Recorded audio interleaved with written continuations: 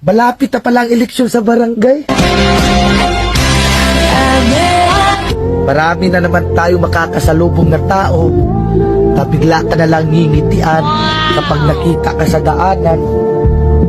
Yung suplado at hindi mo malapitan yung may problema ka.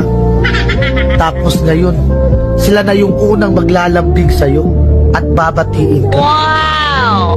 Plastic ang ugali. Oh no!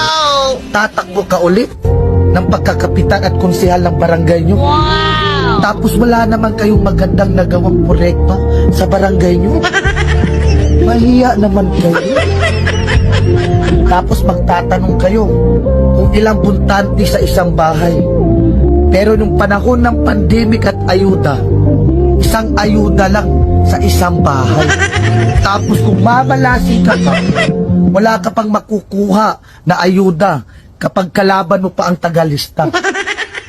Kaya vote wisely para hindi sayang ang boto natin.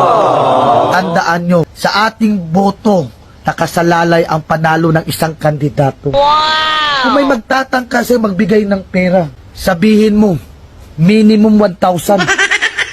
Aba, sa mahal na bilihin ngayon at bigas, hindi kasya yung 300.